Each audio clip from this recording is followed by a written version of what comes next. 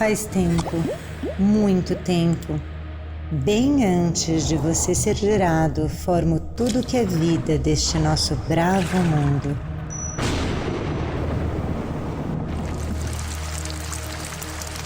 Cada célula do seu corpo tem minhas moléculas. Estou no seu sangue, nos tecidos dos seus órgãos vitais, nos órgãos dos seus sistemas, nos sistemas do seu corpo, na sua medula, no seu coração, nos seus olhos, no seu choro, na sua boca, na sua saliva, no gosto que as coisas têm e dentro das pessoas que você mais ama.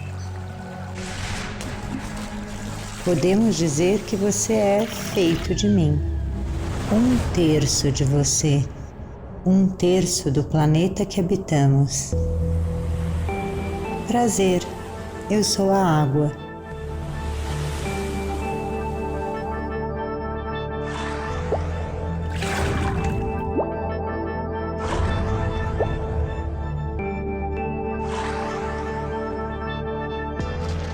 Sem mim não há comida, prato, mesa, casa, lar.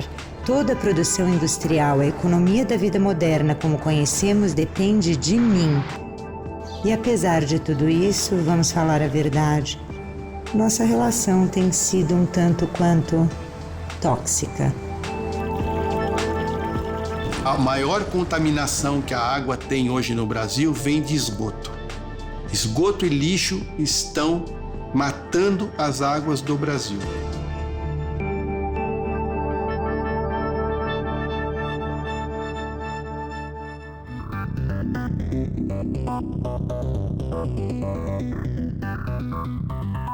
A doença, ela não tem fronteira, assim como a água. A água não para, nem no bairro Nobre e nem na periferia, ela segue o fluxo. A doença também. E hoje o que a gente vive é um caos sanitário. Você não vai jogar cocô, xixi na água que você bebe. A verdade é essa. Vamos criar uma cidade onde todos os rios sejam para sempre canalizados. Vamos aproveitar, já que não tem rio, vamos tirar toda a vegetação. Vamos tirar as árvores, vamos tirar a mata. Vamos aproveitar o esgoto e vamos jogar esse esgoto. Não precisa tratar esse esgoto, vamos jogar esse esgoto inteiro nos rios, que vão estar canalizados. Que cidade vai se tornar essa? Que cidade a gente vai viver num projeto desse? Talvez a gente esteja caminhando para lá, para criar uma cidade que seca os seus rios, que tira as suas árvores, que entope as suas ruas de carros. Quase 4.000 quilômetros de curso d'água em São Paulo. A maioria é invisível. As pessoas nem sabem que existe. A Avenida Sumaré é rio, a Avenida Pacaembu é rio, a Avenida 23 de Maio é rio, a Avenida 9 de Julho é rio e a Anhangabaú é rio. Bom, a gente está aqui no Vale do Anhangabaú. Alguns paulistanos nem sabem de onde é a origem do nome. O Vale do Rio Anhangabaú. O rio passa aqui embaixo. Ele até 120 anos atrás ele ainda estava aberto. E ele está aqui embaixo de todo esse concreto. Aqui já foi parque municipal, já foi estacionamento de carro, avenida. Hoje é esse concretão que a gente tem aqui. O rio foi contaminado desde o início da vila de São Paulo. O primeiro matadouro de São Paulo, ele fica acima no rio. Ou seja, quando o rio passava por aqui, ele já tinha os restos dos animais que eram mortos no matadouro. No início do século XX, ele foi canalizado e depois foi tapado. Durante mais de 100 anos, a cidade bebeu água desse rio.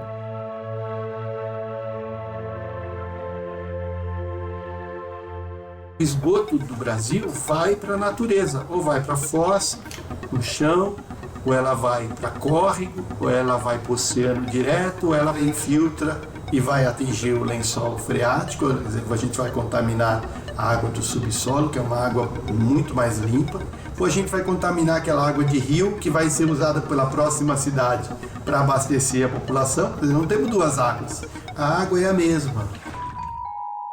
Água é fundamental para a nossa vida, nosso corpo é formado com mais de 70% de água. Sou engenheiro sanitarista há quase 40 anos e eu fiquei muito curioso em saber o problema dos contaminantes que vem surgindo com cada vez mais frequência na água, os problemas que podem causar no nosso corpo. E eu vim aqui na Faculdade de Saúde Pública conversar com a professora Maria Tereza para a gente bater um papo sobre essas consequências na nossa saúde propriamente dita.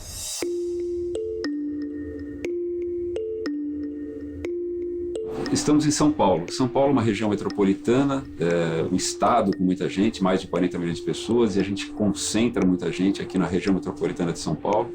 Temos quase 20 milhões de pessoas em poucos municípios, e a gente não tem água. A água que abastece a nossa região é meio que importada de outras bacias, e a gente acaba gerando todo o efluente aqui. E a gente produz cada vez mais moléculas distintas, fármacos, agrotóxicos, e a gente acaba contaminando os mananciais. E apesar de a gente saber como tirar no tratamento, o tratamento fica cada vez mais complexo. E me preocupa, Maria Tereza, a ingestão dessas moléculas cada vez mais complexas. O nosso organismo talvez não esteja sabendo lidar com tudo isso, né? A gente tem uma lista imensa de princípios ativos, né, de resíduos de agrotóxicos, né, e mesmo de fármacos, hormônios. Para cada um, a gente tem um valor máximo permissível. Ou seja, ao final, a gente está tomando uma sopa. A gente pode ter problemas, efeitos adversos à saúde, que são bastante importantes. Câncer de tireoide, até diabetes, câncer de mama. Então a gente tem toda essa exposição a longo termo que a gente vai sentir o efeito depois de 20 anos da exposição. O esgoto chega na água, no manancial, e ali tem minerais, né? Nitrogênio, fósforo e potássio, que são nada mais é do que adubo, né? E aí você tem sol, você tem adubo, aí você começa a ter uma proliferação de plantas, né? Só que algumas algas são perigosas e começam a liberar toxinas. E a gente tem aqui na região metropolitana, é assustador, a gente vê a eutrofização de forma assim muito, muito forte, né? Você tem 90% da comunidade fitoplantônica, que é dessas, né, das cianobactérias, das águas dos organismos, 90% são cianobactérias. E essas cianobactérias, sim, elas são capazes de produzir cianotoxinas. Essas cianotoxinas também são compostos químicos muito complexos. Tem alguns trabalhos que mostram que crianças expostas repetidamente a infecções, a terem um desfecho da doença diarreica, elas têm problemas de aprendizagem, de desenvolvimento motor, quebra no metabolismo de alguns neurotransmissores, o que afeta a cognição, a aprendizagem. Né? Ou seja, a gente está colocando o desenvolvimento das nossas crianças em risco. Como o rio recebia grandes cargas, né, de matéria orgânica não tratada, né, e o que é essa matéria orgânica? Essa matéria orgânica pode vir do esgoto doméstico, que não é tratado, ela pode vir da carga difusa, que o que é? Quando chove, a cidade é impermeável, toda essa sujeira vai para onde? Dentro do rio. O que acontece é que simplesmente matou o rio. Né? Você tinha praticamente índices de oxigenação zerados. Em muitos pontos era praticamente zero. Qual que é o problema quando você tem oxigênio zero? Você tem uma troca, porque o processo natural de depuração de um rio, né, geralmente o que são? Bactérias aeróbias, ou seja, que dependem de oxigênio, que elas vão comendo, a matéria orgânica, vão digerindo essa matéria orgânica e o rio vai ficando limpo. Então a tendência é que rios que correm aí ao longo do interior, eles se autodepurem. O grande problema é que aqui a quantidade de matéria orgânica era tão grande que as bactérias aeróbias, elas acabaram com o oxigênio e aí começa a entrar um outro tipo de bactéria, que é uma bactéria que não precisa de oxigênio, que chamam anaeróbias. Né? Essas bactérias, elas produzem o gás sulfídrico, que é aquele cheiro de ovo podre que as pessoas sentem quando andavam antigamente na marginal, etc. Uma coisa importante é a qualidade de água. Então, se pensamos numa ETA da Sabesp, uma ETA de qualquer outra concessionária, que foi construída há 50, 30 anos atrás, ela teve como modelo, base de cálculo, engenharia, a qualidade de água daquele momento. Hoje nós temos uma quantidade de contaminantes na água, plástico, garrafas, preservativos e até traços de drogas, traços de fármacos, que isso acaba indo para efluente, indo para as águas que acabam sendo definidas como águas de abastecimento público. Me fala, você como gerente dessa estação de tratamento de água aqui da Sabesp, me fala um pouco dessa estação, porque ela é um grande desafio, né? É um desafio para nós realmente tratarmos essa água. A Sabesp vem investindo pesado em novas tecnologias, no tratamento da água, para fazer frente a esses problemas. Devido aos nutrientes que entram nesse manancial, você tem floração de algas, essas algas elas produzem compostos causadores de gosto e odor, né? Então, ninguém quer tomar uma água com gosto, né? Uma água que tenha cheiro, né? Um gerente de operação de uma estação como essa tem que se preocupar com vários elementos que não deviam estar na água bruta. E nós, população, temos que atuar para evitar que os mananciais sejam contaminados. Hoje nós conseguimos fazer frente aos problemas que nós temos no manancial. Então, a remoção dos patógenos, a remoção dos micro-organismos, aquilo que chega na estação, eu consigo fazer essa remoção e entregar uma água de qualidade. Atualmente, a gente tem participado, creio que com um grande número de ETAs, estações de tratamento de água potável, com a tecnologia chamada ultrafiltração. Trata-se de uma tecnologia com membranas que remove todo o sólido que você tem na água, com porosidade para remover vírus e bactérias, a nível de garantia bastante extremo, ou seja, falando aí de um percentual de até 99,99% da remoção é garantida por essa tecnologia. E aqui na estação do Alto da Boa Vista, nós temos a tecnologia de ultrafiltração. Essa daqui é a água tratada já pela membrana, é o que a gente chama de permeado. Então essa água já está tratada, como a gente viu lá, aquela água que está entrando, ela já sai pronta para ser distribuída. Todo o nosso sistema ele é eletrônico, as análises que são feitas são registradas. Tá? A cada hora eles vão coletar as amostras e realizar as análises.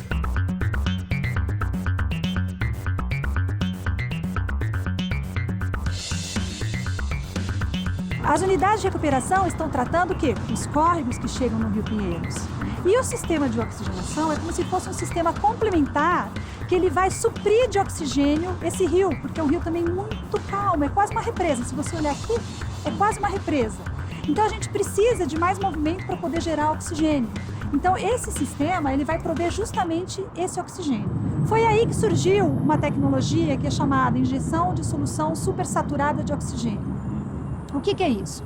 Na realidade é uma tecnologia extremamente simples, é um tanque de pressão, pensa numa panela de pressão, né? Nessa panela de pressão eu vou ter lá a pressão, vou ter água e vou ter o oxigênio puro. E lá dentro eu vou misturar, forçar essa mistura. E depois eu vou devolver essa água para o rio. Estamos aqui em cima do Rio Pinheiros, onde antes era difícil ficar, um cheiro muito forte. Não temos nada, estou vendo inclusive peixe aqui. Se você olhasse aqui, não tinha vida, não tinha nada, que era um rio escuro, turbidez assim, sabe, altíssima, porque você não conseguia nem enxergar nada aqui de tão escuro que era esse rio. Próximo ao sistema de oxigenação onde você tem os difusores, você consegue ver às vezes cardumes, e aí você vê que enche às vezes de pássaros aqui. Quanto maior o índice de oxigênio, mais você vai ter peixe, vai voltar os peixes para cá. A gente já viu aqui tartaruga, tem lagarto, tem capivara. Então você vê como vai aos poucos tudo melhorando, toda a paisagem da cidade, toda a região, né, da cidade vai melhorando. Eu acho que essa consciência vem melhorando de que é necessário se investir em saneamento básico. Então nós temos o novo marco legal do saneamento, nós temos a legislação caminhando, convergindo para que você tenha a universalização do saneamento, para que você tenha tratamento de esgoto em todas as cidades e evite, assim, você ter a contaminação dos corpos d'água. Há uma chance, porque eu sou mágica, múltipla, muita. Eu resisto, me transformo rápido, me regenero, me limpo, despoluo. E quando limpa, gosto de nutrir, de regar, brotar. Sair por aí espalhando vida.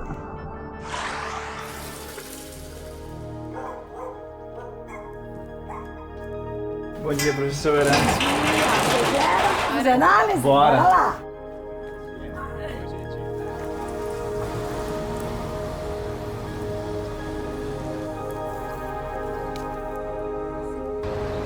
A gente conseguiu pegar bastante decantes também, professora. Então a gente consegue fazer análise. Dá uma olhadinha, Mayara.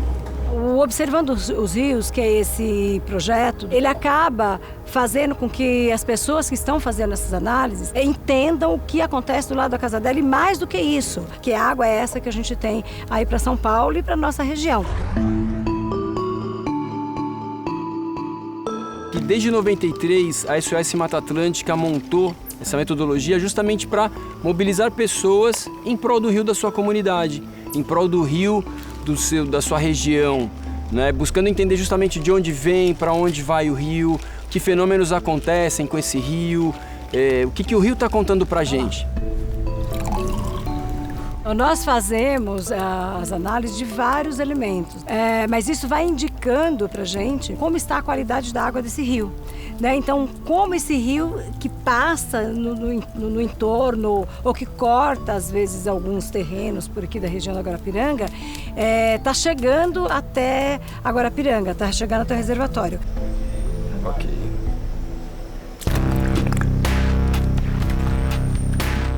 Essa água que a gente está coletando é de um afluente do reservatório Guarapiranga, ou represa Guarapiranga, como o pessoal conhece bem. Essa é uma grande caixa d'água da cidade de São Paulo. Ela abastece atualmente 5,5 milhões de pessoas nas suas residências. A palavra córrego, para algumas pessoas, parece que é coisa suja, que é água de esgoto. E córrego não é água de esgoto. Córrego é um rio pequeno. É um privilégio a gente ter a possibilidade de conviver com esse rio espetacular da cidade de São Paulo, desfrutar e perceber a riqueza, né, que é ter essa água próxima da nossa convivência. O projeto também tem por objetivo formar uma rede de cidadãos e cidadãs em prol da questão da água. A partir do momento que esses grupos estão gerando a sua informação localmente e eles trocam essa visão sobre a bacia hidrográfica, é claro que a gente começa a gerar um retrato dessa região hidrográfica.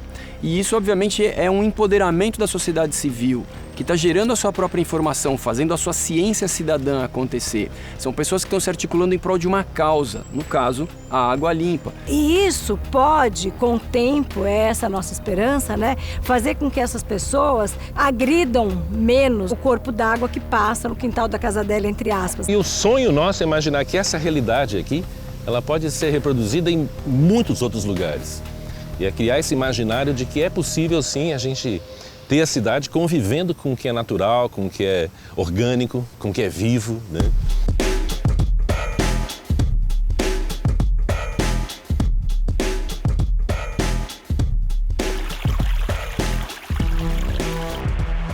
Há uma relação indissociável entre floresta e água. Um não existe sem o outro, eles trabalham juntos o tempo inteiro. Portanto, a gente que está aqui no bioma Mata Atlântica sabe o quanto a gente perdeu de Mata Atlântica ao longo da história do Brasil. Mas a gente não perdeu floresta, a gente perdeu também água, capacidade de água. Então acho que assim, uma grande estratégia que a gente precisa fazer é promover projetos de recomposição florestal, da gente voltar a ter a nossa paisagem, a nossa Mata Atlântica refeita ao máximo possível. Isso vai ajudar a gente com a questão climática, vai ajudar a gente com a questão da biodiversidade, com a segurança para as catástrofes naturais e também a manter as nascentes desses rios preservadas, aflorando. Reflorestar é necessário. Tem vários exemplos que dão conta disso, né? A gente pega, por exemplo, destaca o primeiro grande caso de projeto de pagamento por serviços ambientais no Brasil, que aconteceu no município de Extrema, no sul de Minas Gerais, em que as pessoas que tinham terras começaram a receber recurso para proteger a região de floresta onde tinham nascentes abrigadas e para recompor mais florestas no seu território. Floresta em pé garante água correndo limpa e fresca nos rios.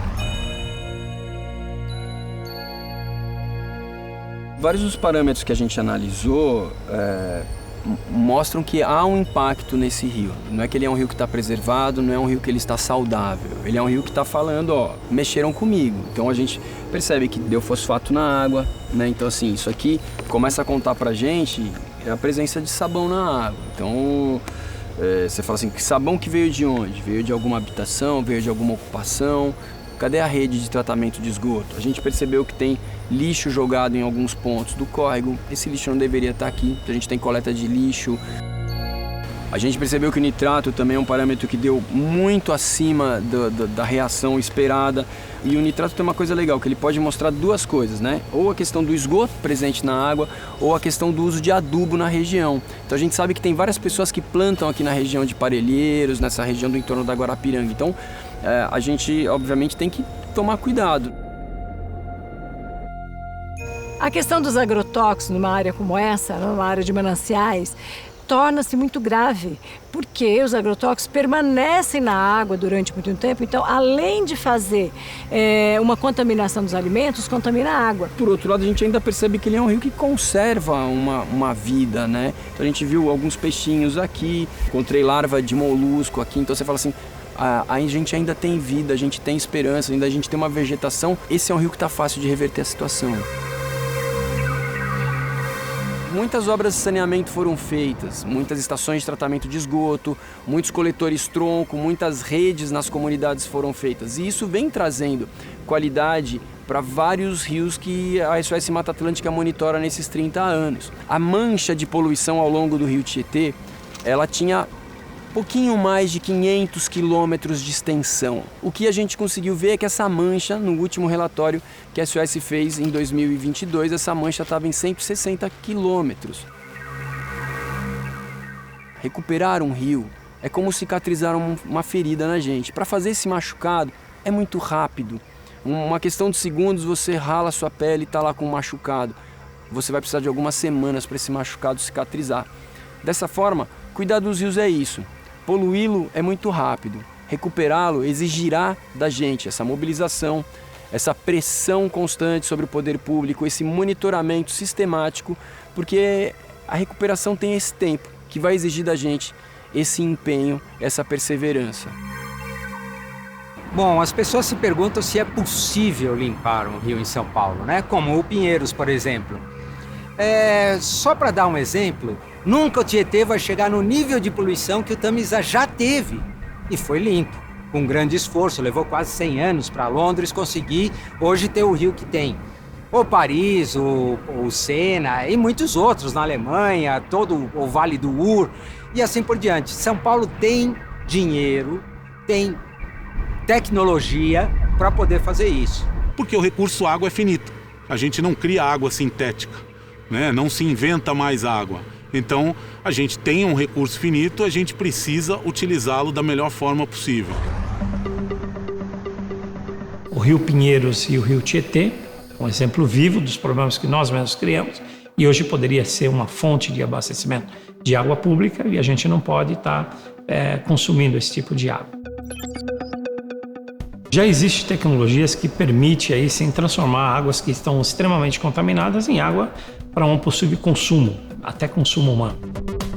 Esgoto ou efluente é recurso hídrico, é água, contaminada sim, mas com grande potencial de ser limpo, de ser reutilizado. A gente quer abrir a torneira, ter água limpa. O exemplo do Aquapolo aqui, nós utilizamos o esgoto tratado para manter uma indústria petroquímica inteira. Na verdade, vários clientes, né, dentro da cadeia petroquímica aqui da produção de plástico no ABC Paulista, né, eles se utilizam aí 97% de toda a água utilizada nesse polo petroquímico vem água de reuso, água reciclada do Aquapolo para manter esse polo. E o manteve durante a crise de 14 e 15 sem nenhum impacto. Água suficiente para manter uma cidade de 300 mil habitantes. Com isso, durante a crise, o polo não só se manteve com a água de reuso, sem nenhum tipo de impacto, mas garantiu que ele não competia com as fontes naturais para a sociedade. Então é uma água com qualidade, segura, né, muito mais, talvez mais segura do que a água potável em função das barreiras que se colocam de tratamento e de controle, justamente pelo fato da fonte ser o efluente, ser o esgoto. Então, inclusive citando aqui um estudo de Stanford, de uma universidade americana, que comparou a água potável local com a água reciclada. Essas águas têm a mesma qualidade ou semelhante, são seguras, mas a água reciclada foi considerada mais segura em função do controle tecnológico do processo de tratamento. E por que não utilizar essa água para recarregar um manancial, para ampliar a disponibilidade hídrica de uma região que já sofre hoje com estresse hídrico, com grande competição.